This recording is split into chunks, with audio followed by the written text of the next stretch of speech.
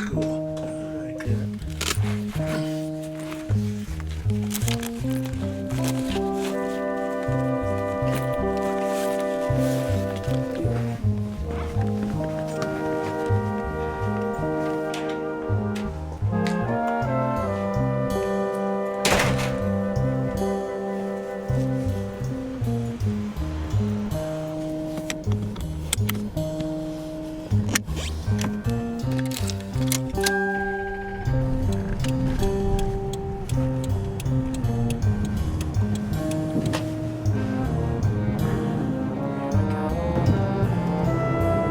Okay, so what's happening today? Well, it's my last night of teaching class. Valley College. I got a final next week, and that's all. How long have you been teaching there? Started 48 years ago. Just a little while. Yeah. So you've been making this drive a long time. Yeah.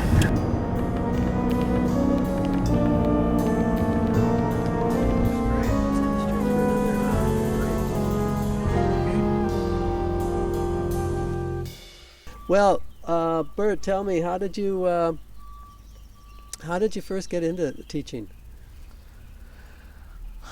Well, I got into a field where you couldn't do anything but teach.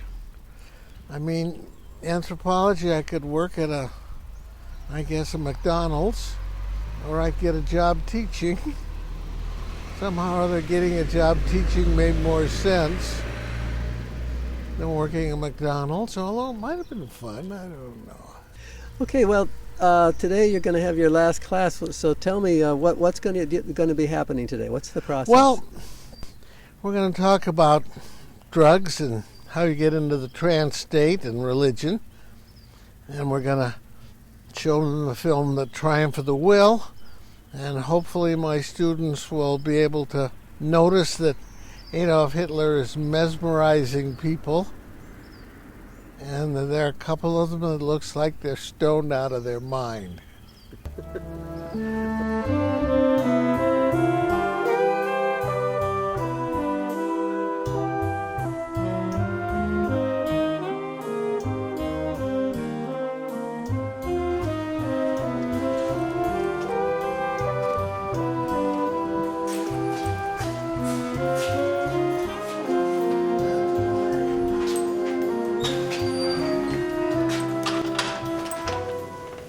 Just tell me a little bit about what's going to be happening this last day of work for him.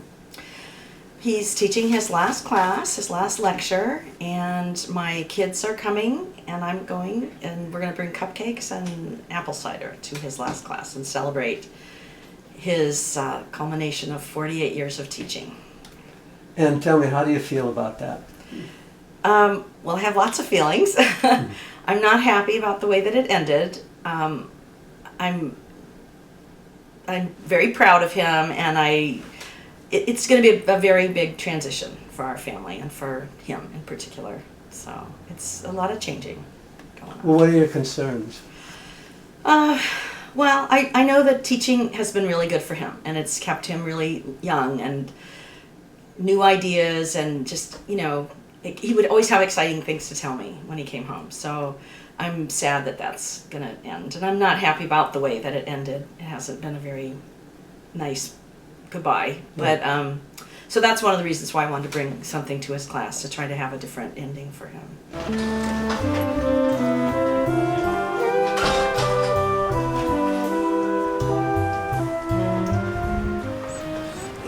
I had a problem for years, accepting the fact somebody would tell me I was good. Adulation.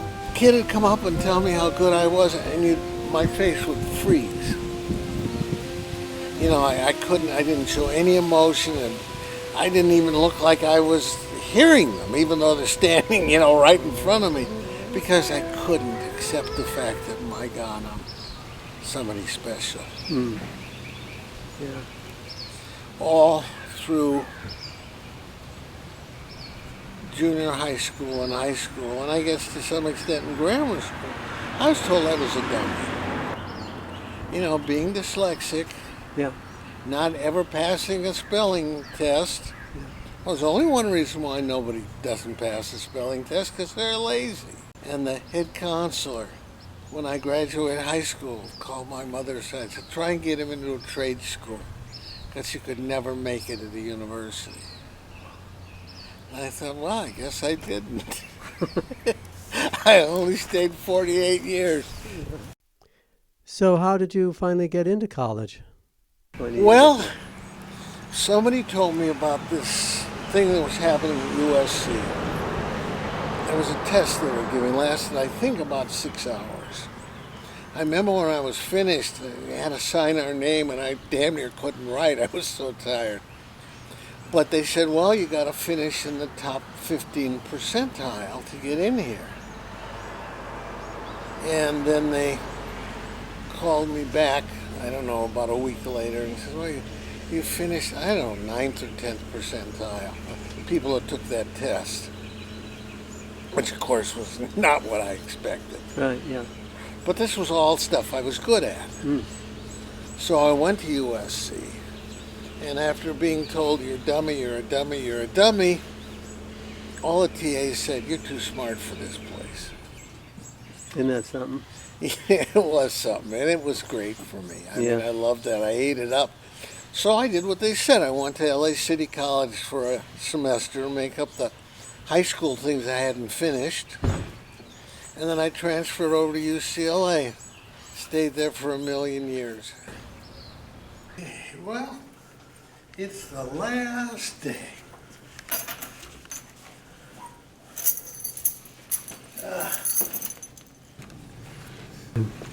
Okay, last time I talked about how the Cheyenne got to the trance state. And they did it through pain and suffering and cold and hunger and all the bad stuff. Most people don't have to go through that. The easiest way to get to a trance state is to simply use drugs. Most people use some kind of...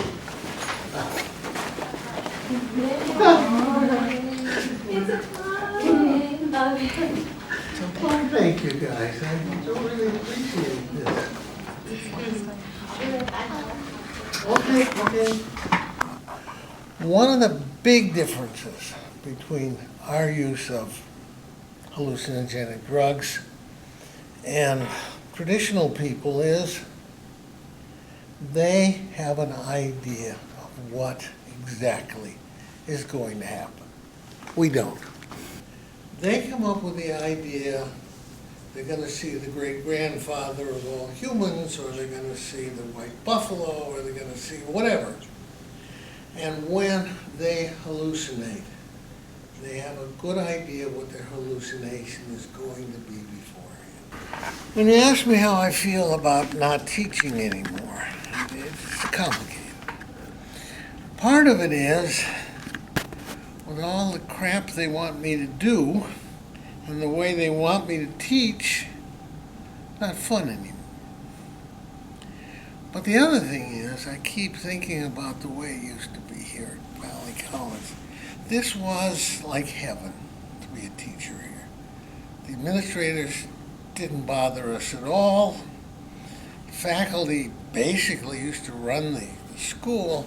And if you want to teach a graduate level course, which I did for 3 semesters, you teach a graduate level course. You pick the students, you give them topics, and you say, okay, I'm going to lecture for the first 5 weeks, and then you guys are going to do the lectures thereafter. Yeah. And that was great. I mean, I love doing that. I mean, I used to have 60, sometimes even 65 students in a class, at least to start out with. I later on discovered that people were doing that from other departments and getting paid for teaching 2 classes. But I didn't, and I didn't much care. So it's not the place I remember. It's not the school where I could say I'm at Valley College and say it with pride. But how do you see him being of continuing that kind of role of being someone who's contributing to the wider community, you know? Well, I hope that he, I think he's always going to be a teacher. I think that's just him. So he's going to teach in whatever, whatever young people he comes in contact with, or, whatever people he comes in contact with. I think he's going to share, his stories. I think it's going to be a hard loss for him. He has always been the breadwinner, and I know that's a huge, huge thing for him, that he feels like he's not contributing in that way anymore. And for me, that's silly. I mean, he's taken such good care of his family all these years, so I feel like it is my turn, and but I know that's really a struggle for him.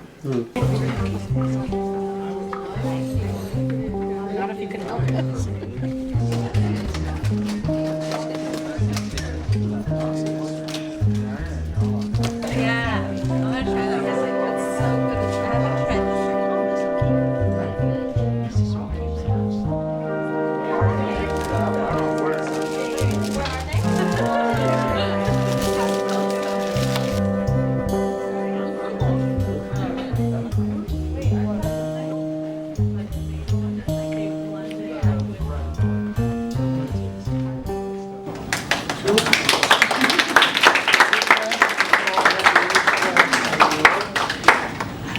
So, how do you think? What did you get out of this class? You think that you really liked the most? Well, I feel really fortunate, especially to have gotten into the last class of his.